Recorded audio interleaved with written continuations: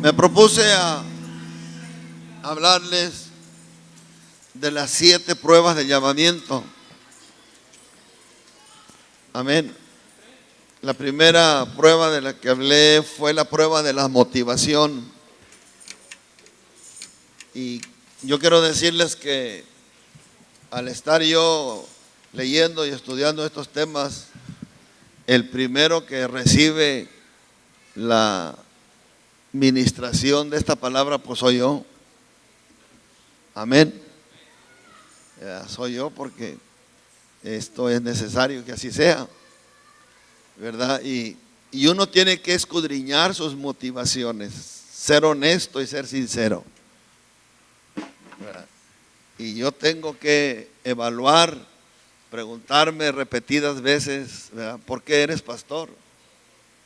¿Qué te motiva a ser pastor? ¿O qué te motivó a estar aquí?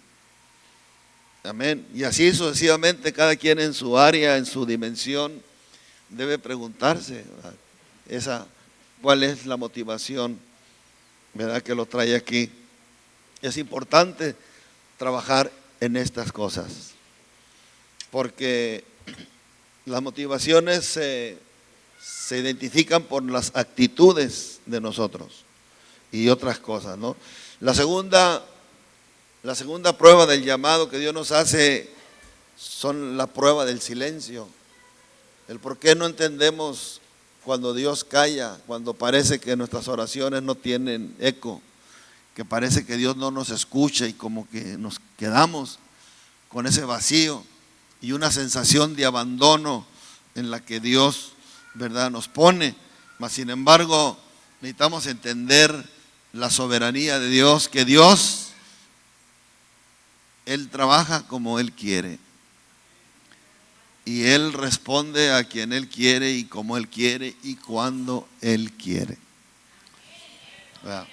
Entonces, como dice el himnólogo, ¿verdad? Dios está trabajando. Cuando está en silencio todo, que parece que no hay respuesta de Dios, Dios está trabajando. Aunque tú no lo veas, aunque tú no lo sientas, aunque no lo entiendas, Dios está trabajando. Amén. Entonces, hoy hablaremos de la tercera prueba, que son las relaciones. ¿Ya? Las relaciones. Y voy a leer algunos pasajes un poco extensos. Escúchenlo, por favor. Voy a leer el Salmo 133, verso 1. Mirad cuán bueno y cuán delicioso es habitar los hermanos juntos y en armonía. La prueba de las relaciones. Repita conmigo. De las relaciones. Ahora en Lucas 6, del 27 al 42,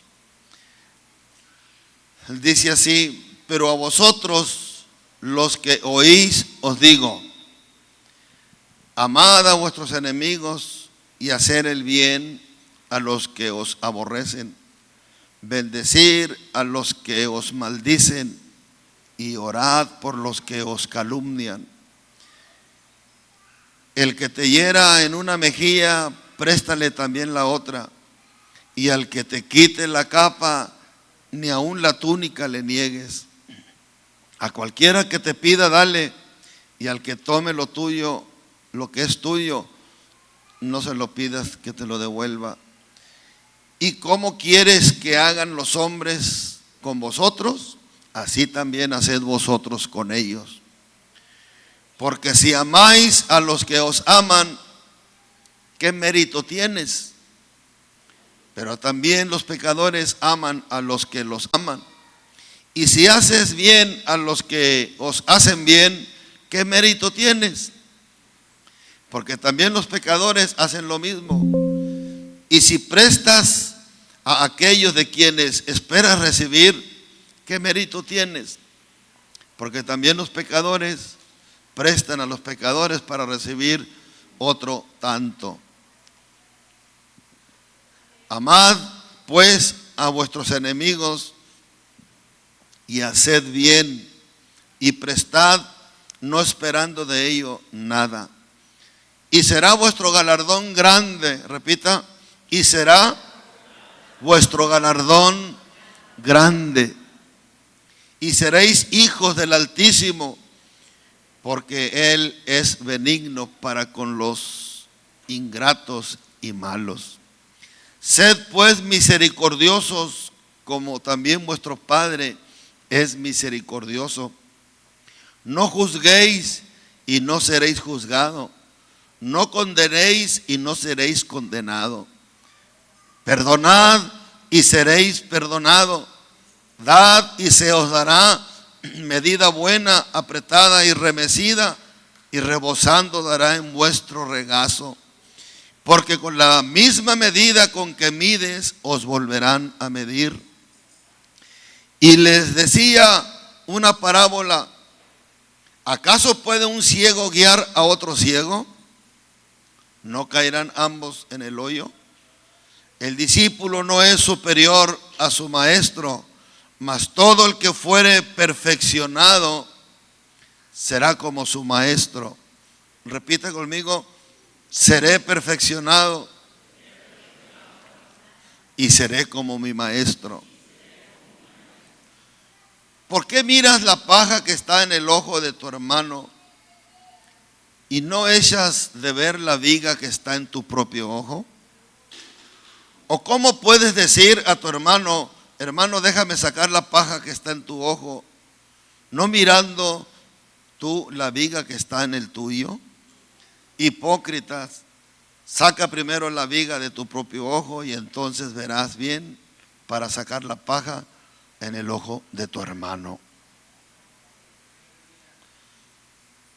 Así que los que recibieron su palabra fueron bautizados, y se añadieron aquel día como 3,000 personas, y perseveraban en la doctrina de los apóstoles y en la comunión unos con otros, en el partimiento del pan y de las oraciones. Y sobrevino temor a toda persona, y muchas maravillas y señales eran hechas por los apóstoles.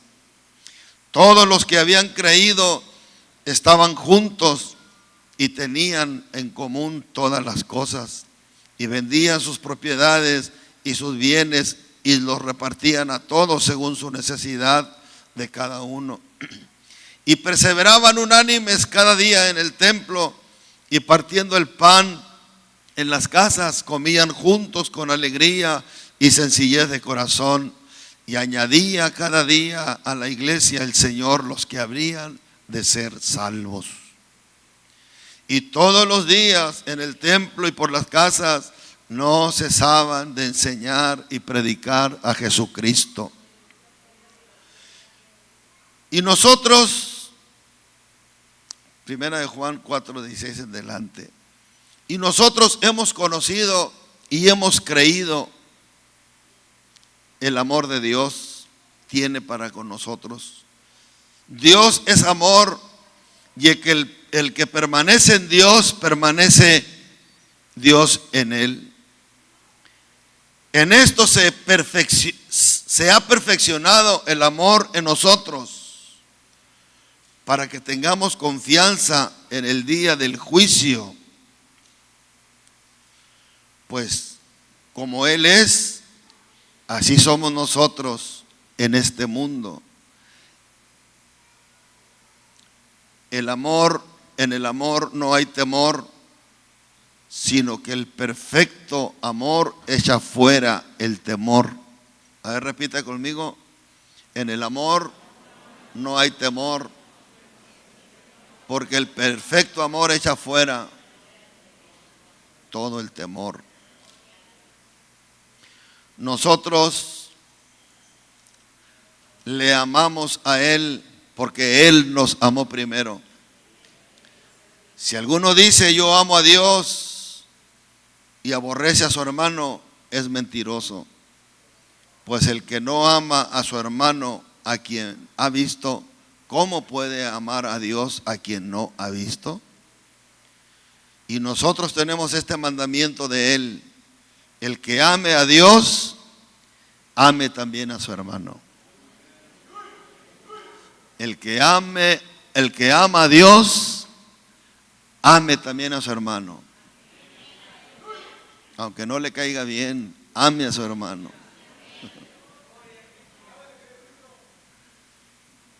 Qué prueba, ¿no? Las relaciones. Qué duro es esto que el Señor. Lo que les leí es pura Biblia. Para que no diga que estoy inventando el agua tibia.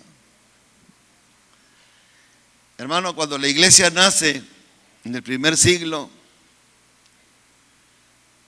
derrocó a todo un imperio. El imperio romano fue derrocado por la iglesia del primer siglo. Así como lo oye. ¿Y cuál fue el poder que derrocó un imperio sanguinario, dominante, perseguidor, aniquilador del cristiano? Fue la unión, las relaciones amorosas de una iglesia que nacía bajo el poder del Espíritu Santo. No fue otra cosa. Tenían unas relaciones entre ellos tan poderosas, tan fuertes, que no estimaron ni sus propias vidas para beneficio propio, sino que se entregaron al Señor y se entregaron a los hermanos, sin escatimar.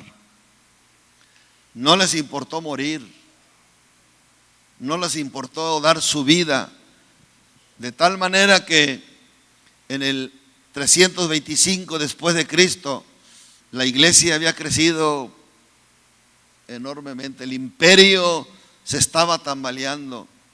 El imperio y aquel emperador romano Constantino fue en ese año cuando él declara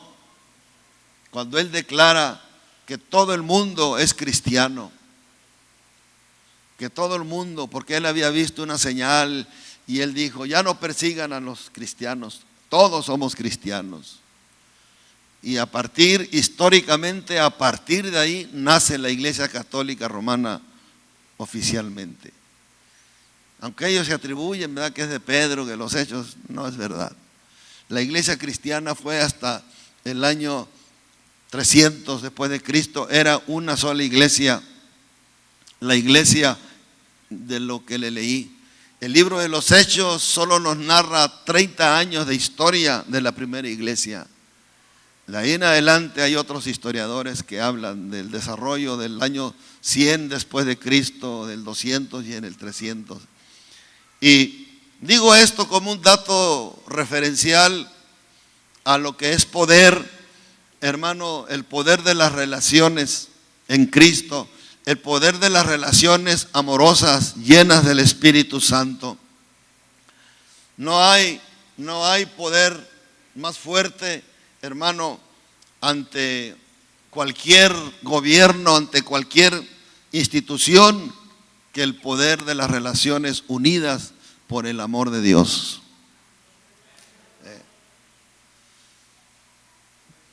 Se está llegando el tiempo en que los cristianos ya no le demos el voto a los políticos que apoyan el aborto, que apoyan la ideología de género, que apoyan todo lo que va en contra del Evangelio, que están apoyando esas leyes que están restringiendo, reprimiendo a la iglesia. Si tú eres un verdadero cristiano, no les tienes que dar el voto a esos políticos. No le tienes que dar el voto, porque tenemos que defender la fe en el Señor, cueste lo que cueste. Y cuando el pueblo evangélico, mencionando el pueblo evangélico, se una en verdad, nosotros podemos poner presidentes y quitar presidentes. Porque no somos 1 millón, somos millones de evangélicos. Y no es un sermón político, simplemente estoy hablando de la eficacia de la unión, cosa que los cristianos nos falta mucho, mucho nos falta. ¿Por qué? Porque el diablo es el principal promotor de que no existan buenas relaciones en el pueblo de Dios. que no existan buenas relaciones en la familia, que no existan buenas relaciones entre los matrimonios, entre los padres y los hijos. Es el primero el que se encarga de inyectar el veneno. Por eso las relaciones son una de las más desafiantes que tenemos nosotros, porque involucra a las personas que nos rodean, a los amigos, a los familiares, a los colegas de trabajo, e incluso a aquellos que consideramos enemigos. Involucra todo esto y más. Y Dios frecuentemente usa las relaciones para revelar lo que hay dentro de nosotros.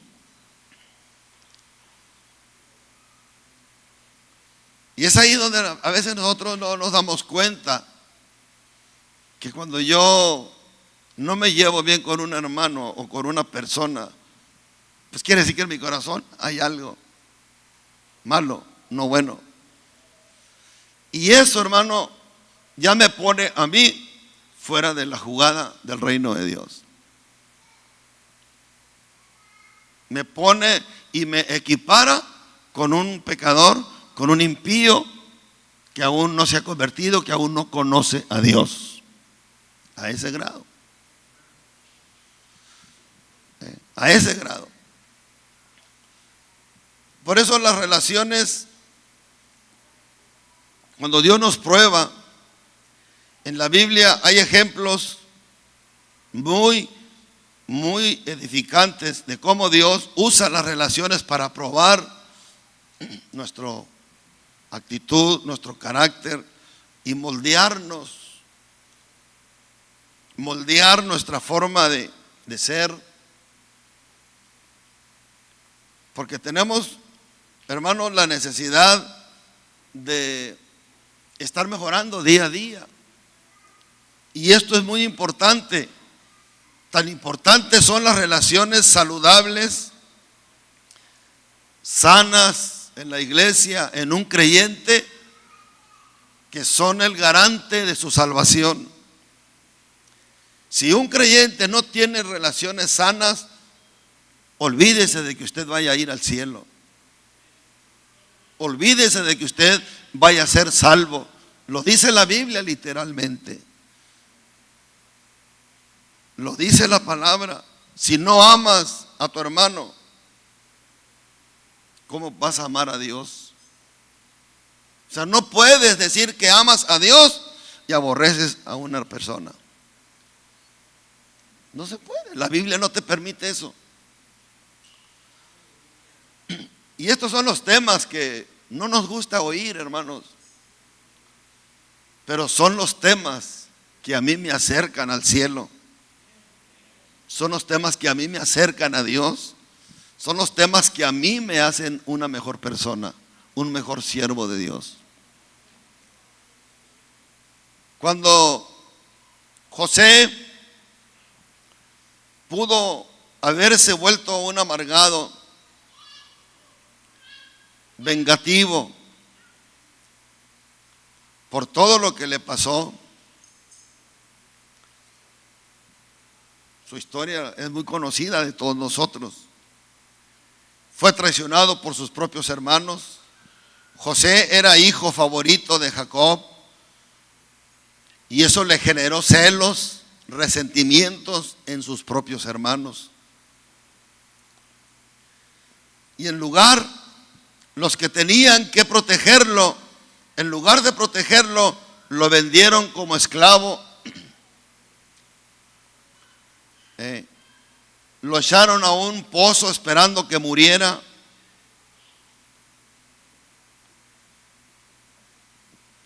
Y José pudo haberse vuelto amargado, vengativo, resentido contra sus propios hermanos de sangre. Y José permaneció fiel a Dios a través de muchas pruebas, de tal manera que llegó a ser el segundo de Faraón del imperio de los egipcios. Cuando sus hermanos vinieron a él durante el hambre que hubo en la tierra, sin saber que José era el gobernador de Egipto, José tuvo la oportunidad de vengarse, pero en lugar de eso, eligió perdonar. En lugar de eso, José eligió perdonarlos, amarlos y decirles: ustedes pensaron mal contra mí, ustedes me hicieron mucho mal y ustedes estaban pensando que yo les hiciera mal, pero lo que ustedes no saben es que Dios convirtió todo ese mal que ustedes me hicieron, Dios lo convirtió para bien. Y esa es la parte que a veces nosotros no vemos. La parte en la que el bien que Dios hace cuando uno acepta la realidad, cuando uno acepta vivir bajo la dinámica del reino de Dios y no bajo la dinámica de un mundo que no conoce a Dios. Jesús superó la prueba de las relaciones porque eligió ver el plan de Dios por encima de las heridas y las traiciones personales. Y alguien puede decir: pero sí, pero él era Dios, era Jesús. No, hermano, ya le puse un ejemplo a José y hay otros. Usted va a encontrar en la Biblia que los siervos de Dios, la gente a la que Dios llamó para sus propósitos, siempre fueron probados.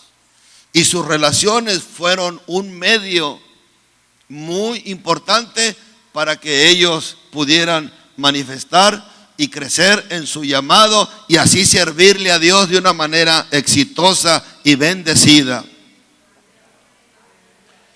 José superó la prueba de las relaciones porque eligió ver el plan de Dios. Es un asunto de elección, es un asunto de decidir, no de sentir. Uno puede sentir mucha rabia, mucho odio por X o Y persona. Si tú eliges vivir así, pues es tu decisión. Pero Dios te está diciendo: no elijas esa vida, porque te haces daño. No críes raíces de amargura. Hebreos 12, 13 me parece, o 14.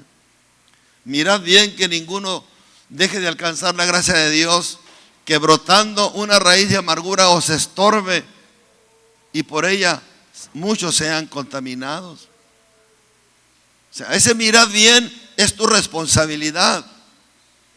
Es su responsabilidad cuidar que tus relaciones no se vean afectadas por resentimientos, por ofensas, por insultos de otras personas, porque la única persona que sufre es usted.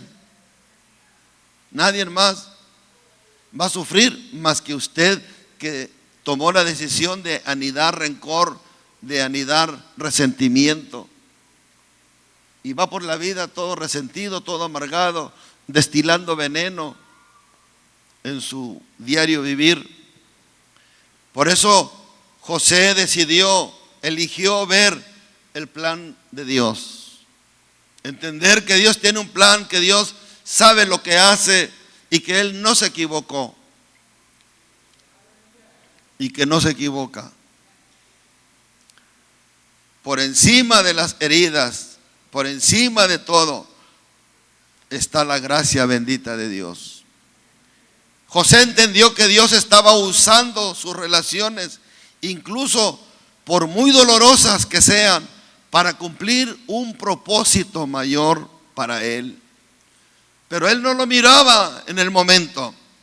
En el momento no se ve, porque todo es oscuro, todo es ceguera, todo es dolor, angustia, y no puedes ver el propósito de Dios, el plan de Dios para tu vida, un bien mayor que Dios tiene. Esta prueba nos desafía a ver más allá de las circunstancias inmediatas. Por eso Cristo dijo en una ocasión: tienen ojos y no ven, tienen oídos y no oyen. Porque a veces las personas no quieren oír esto, no quieren ver esto. Y eso pues cada quien es responsable de lo que quiere ver.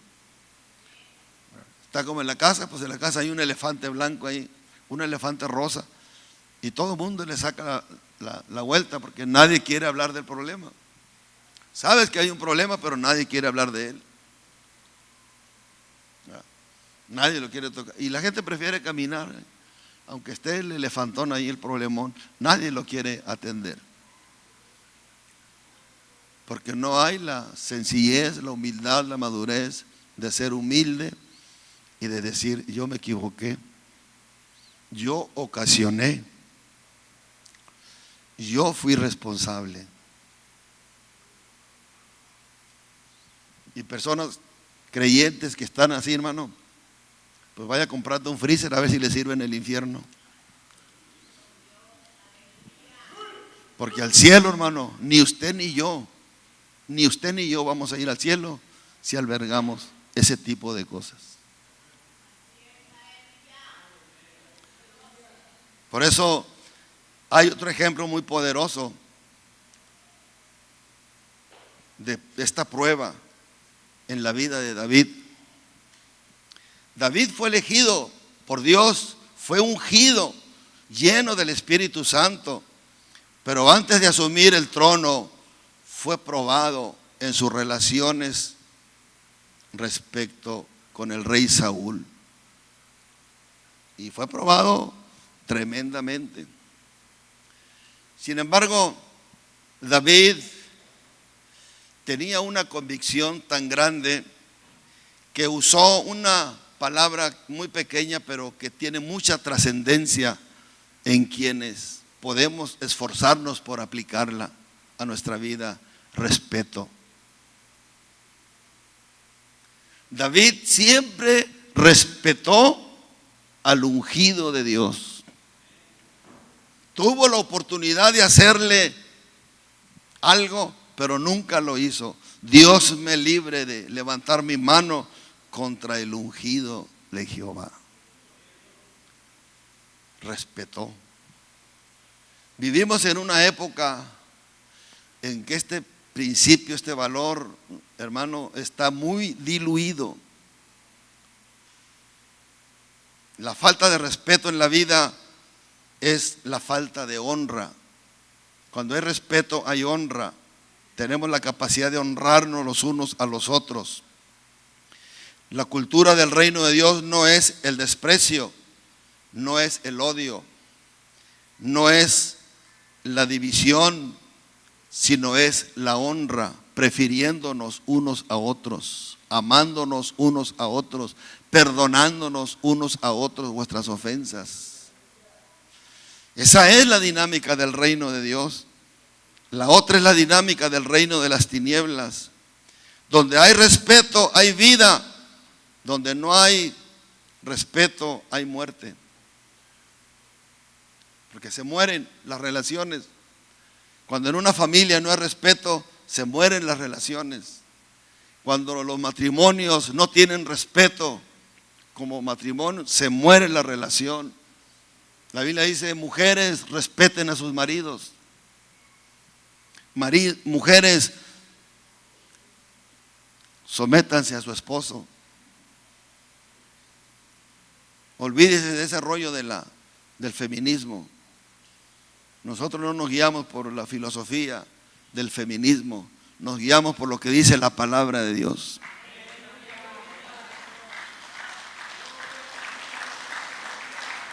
Y la Biblia dice: maridos, respeten a sus mujeres. Pero también dice: mujeres, sométanse a su marido. Y la palabra sometimiento no quiere decir que usted va a estar ahí como una mujer dejada, esclavizada, allí. No quiere decir eso. No es eso. Simplemente quiere decir que le dé el lugar a su esposo.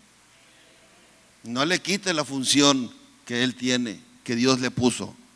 No se la quite, es responsabilidad de él. Por eso, hermanos, la parte del respeto hoy en día está muy deteriorada. Cuando usted entra a la iglesia, amada hermana, sin velo, usted está faltando, usted es irrespetuosa. Cuando usted lee la Biblia sin velo, usted está faltando el respeto a la palabra. A la gente se le hace muy fácil, digo a las bautizadas, ¿no? Porque una visita pues no está obligada a usar eso.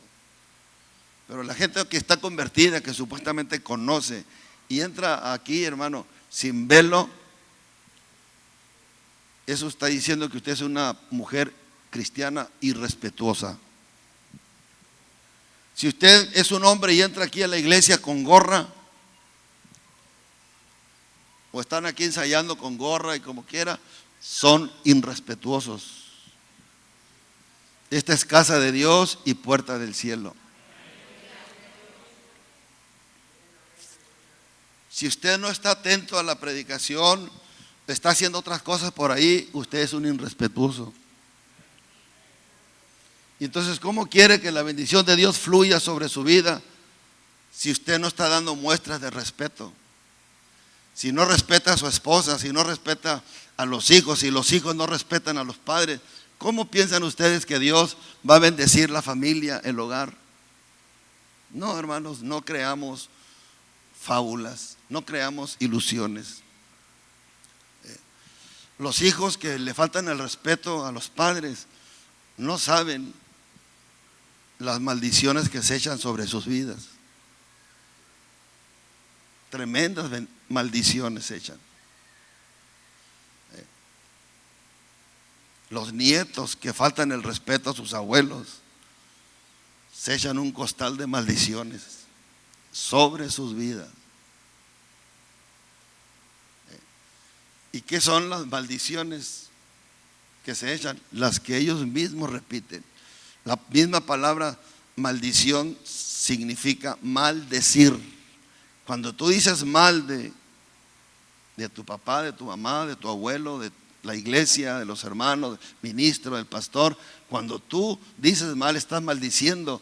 Y esas maldiciones te van a caer también a ti. Porque tú no puedes maldecir a nadie. Dios no te dio boca para maldecir. Dios te dio boca para bendecir. Y la palabra bendecir quiere decir bien decir. No más que nosotros queremos bendición, por lo más pensamos en lo material. Pero cuando usted dice bendíceme, Señor, lo que está diciendo literalmente, Señor, ayúdame a decir bien las cosas. Y cuando usted aprende a hablar el lenguaje del reino de Dios, a decir bien las cosas en el reino de Dios, eso se torna en bendición.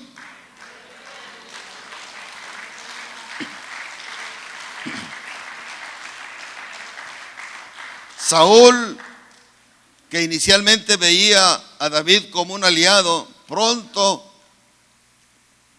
comenzó a envidiarlo, porque fue un guerrero triunfador David. Cuando Saúl empezó a oír que la gente decía, David mató 10,000 y Saúl mató 1,000, y era un coro entre el pueblo que cantaban, Saúl mató a 1,000 y David a sus 10,000. Y entonces entró el diablo en el Saúl, que empezó a sentir envidia, empezó a sentir coraje y empezó a perseguir a David. ¿Usted siente envidia cuando Dios bendice a un hermano? ¿O le da gracias a Dios? ¿O se alegra cuando ve que su hermano progresa? Cuando ve que sus hijos, los hijos de la vecina, los hijos de su hermano, ¿verdad?, terminaron, ¿verdad?, y que son bendecidos, terminaron una carrera. ¿Usted se alegra por ello o le da envidia porque los suyos no se graduaron?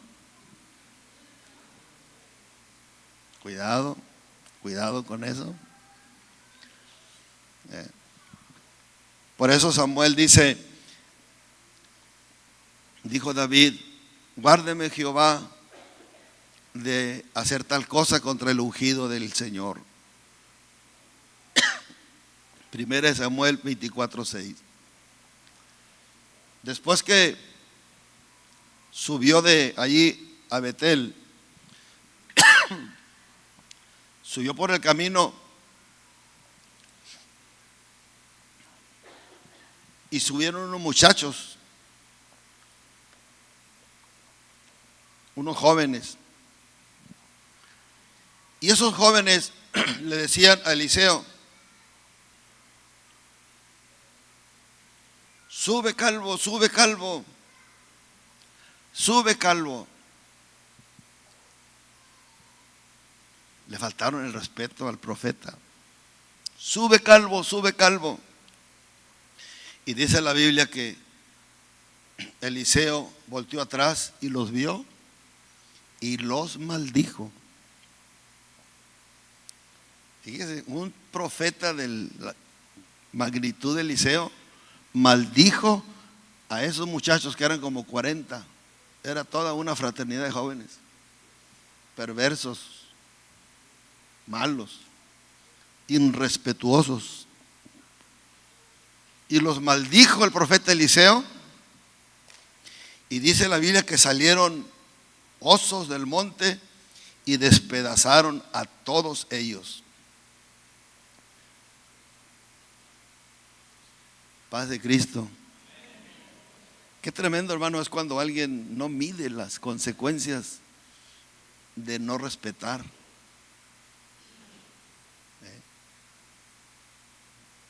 Yo no sé este asunto, porque este es un asunto muy serio, ¿no?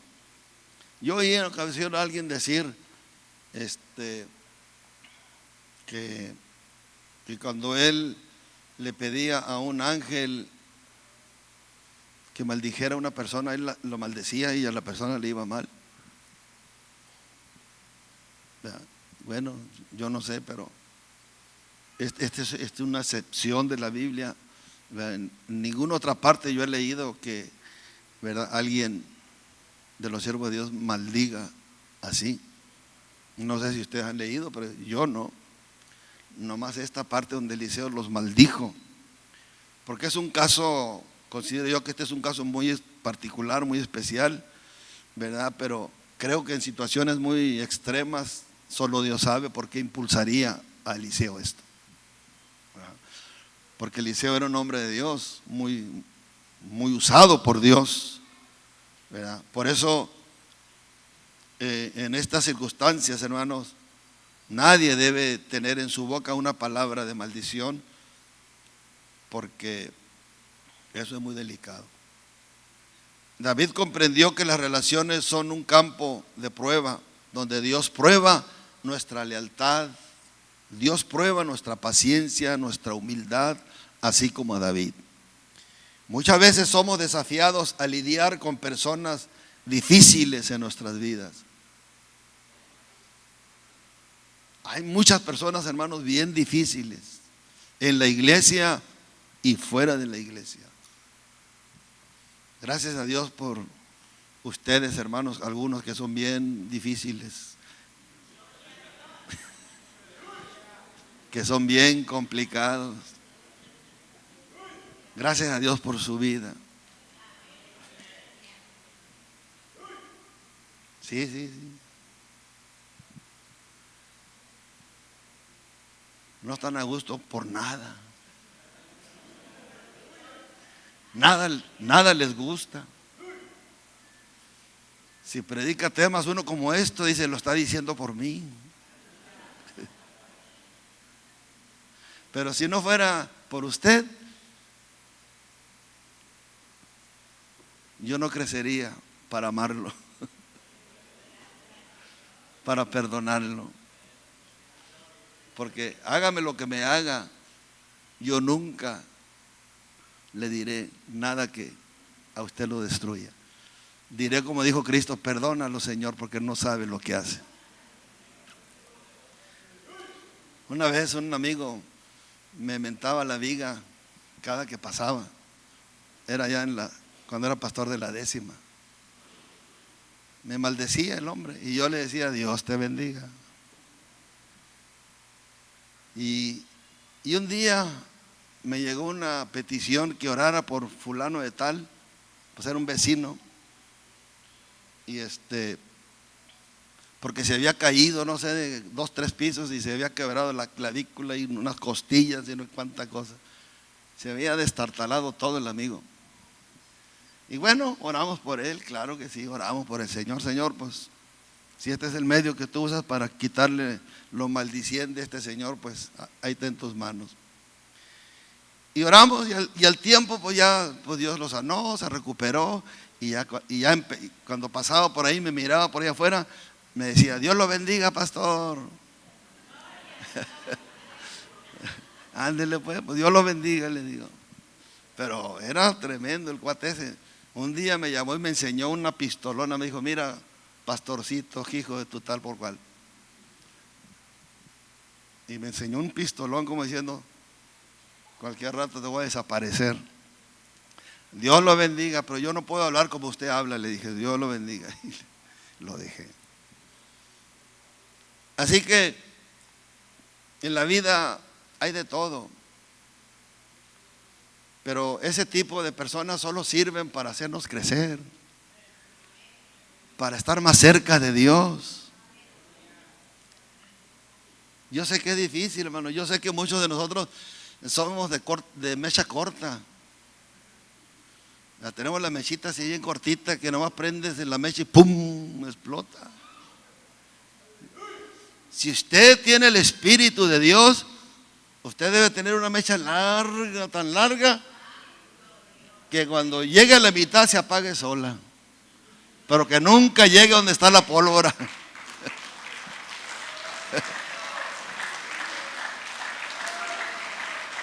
Gloria a Dios. Y sabe que eso es posible, hermano, es posible, pero no por sus propias fuerzas. Es posible cuando usted viva la vida en el Espíritu. Cuando usted se decida a vivir controlado por el Espíritu Santo, no controlado por sus amarguras, por sus resentimientos, no controlado por sus prejuicios, sino controlado por el Espíritu Santo, porque su cuerpo es templo del Espíritu Santo.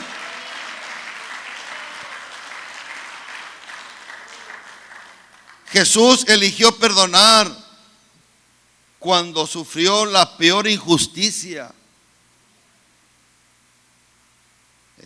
Él decidió perdonar como hombre. Él decidió perdonar. Él sintió el abandono de su padre. Hermanos, todas las cosas que pasan en nuestras relaciones, tenemos que aprender a verlas como un instrumento de Dios para mi beneficio. Dios no está interesado en fastidiarnos la vida a nadie. Dios está interesado en que usted crezca y que cada día usted sea una mejor persona y que cada día nos parezcamos más a Cristo. Ese es el interés de Dios. El interés de Dios está en irnos perfeccionando, como dijo Salomón en los Proverbios.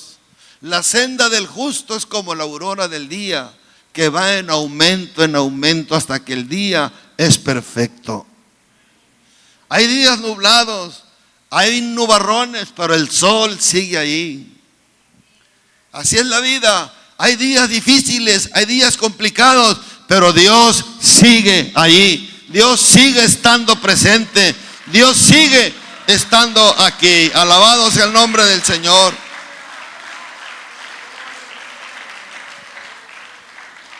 Entonces hay que aprender a ver a todas estas personas como instrumentos de Dios que Dios está usando para enseñarnos paciencia, para enseñarnos mansedumbre, para enseñarnos un amor incondicional.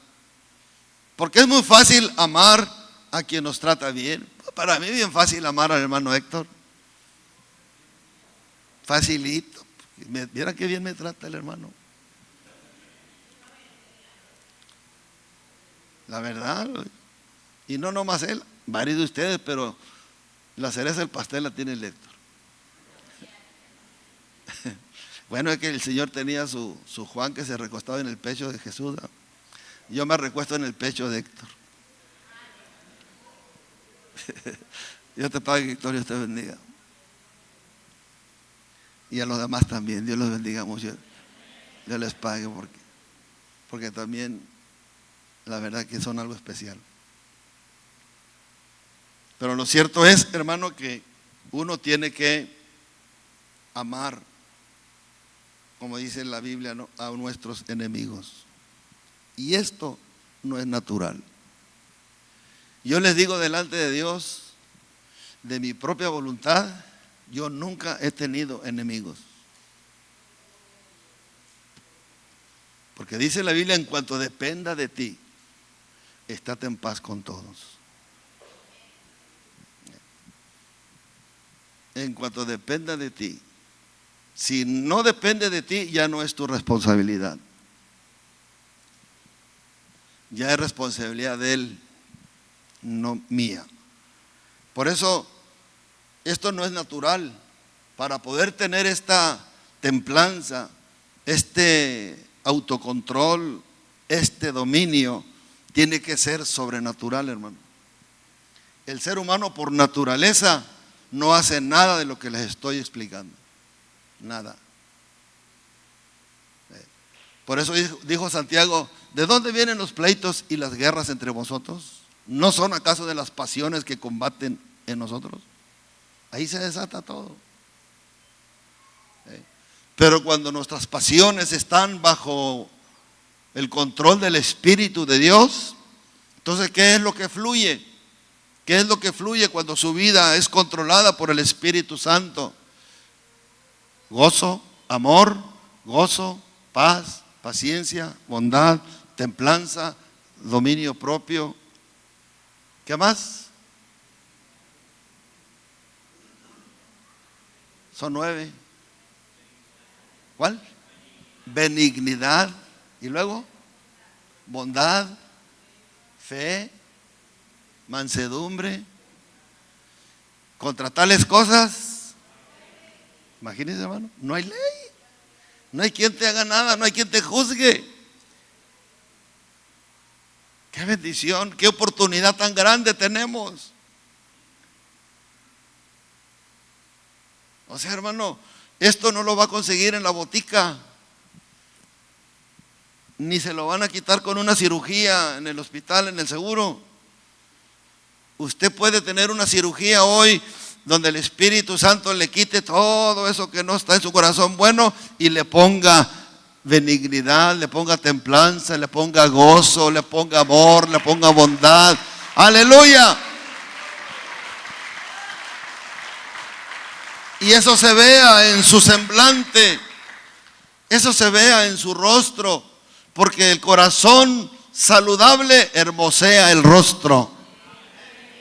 De otra manera, hermano, si tu corazón no está ahí, aunque te llenes de make-up, aunque te llenes de maquillaje, tu rostro va a reflejar tristeza, va a reflejar depresión, va a reflejar angustia.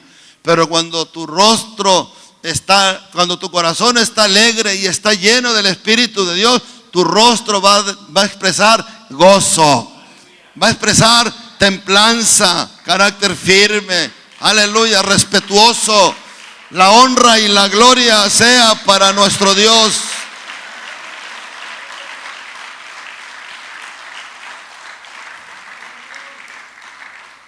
Si todo lo que he dicho se le olvida, no se le olvide esto.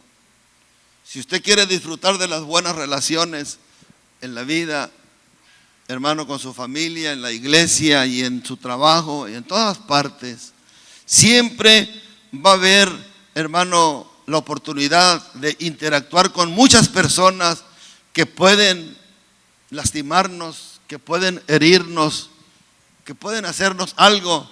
Usted toma la decisión siempre de bendecirlos y acepte el desafío. No seas vencido con lo malo, sino con el bien vence al mal. El odio se vence con el amor. El orgullo se vence con la humildad. La angustia se vence con la paz de Dios. Pero ¿quién quiere hoy ser lleno del Espíritu Santo? ¿Quién quiere hoy recibir el milagro más grande que Dios hace en un ser humano, que es la transformación del hombre desde su interior? Póngase de pie, por favor.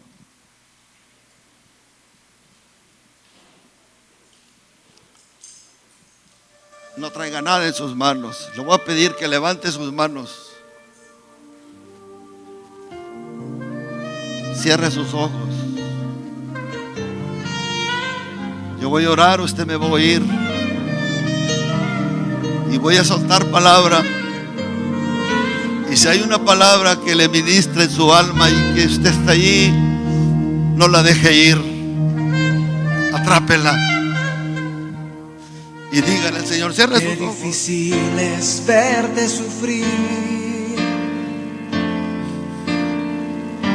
Eres más que un hermano para mí. Todos los momentos que contigo viví,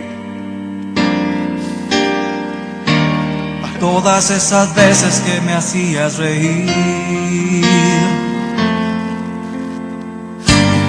hoy las guardo como un tesoro en mi corazón. Pues tu amistad no tiene precio, vale tanto, tanto, tanto, que jamás podré olvidar. Amigo, cuando necesites una mano, cuando extrañes a un buen hermano, ahí estaré para consolarte. Amigo, si caes te restauraré, si tropiezas te levantaré, como Jesús hizo conmigo. En el nombre de Jesús. No me importa lo que pasó, lo que tienes que saber, recibe ese espíritu es que restaura. Recibe ese Espíritu Santo que te hace perdonar lo que no puedes perdonar. Recibe ese Espíritu Santo que echa fuera todo rencor, toda amargura. Recibe ese Espíritu Santo que sana tu alma, que sana tu alma, que sana tus emociones, que sana tu mente de prejuicios. En el nombre de Jesucristo, esa mente que está siendo afectada, en el nombre de Jesucristo, cultiva la mente de Cristo. Esta amistad que siempre soñé, En el nombre de Jesucristo. Tu palabra la enviaste y fueron sanos, fueron limpios, fueron prosperados. Todos aquellos que recibieron tu palabra, todos aquellos que recibieron tu palabra, fueron restaurados, fueron sanados, fueron liberados, fueron llenos de tu presencia, fueron llenos del poder de tu Espíritu Cuando extrañes Santo. a un buen hermano, ahí estaré para consolarte.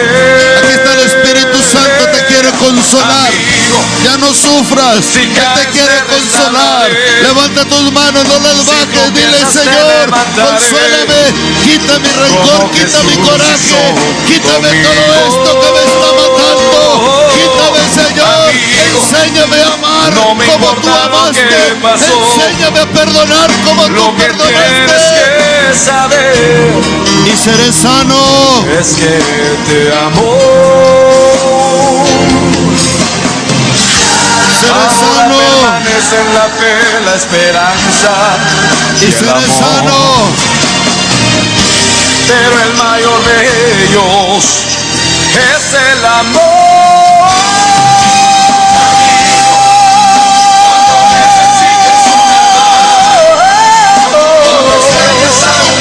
Aleluya. Ahí estaré para consolarte, mi amigo. No bajes. Derrama tu alma ante el Señor. Ahí donde está. Como Jesús hizo conmigo. Jesús. Ahí donde estás. Con tu mano en alto. Envió su palabra y lo sanó.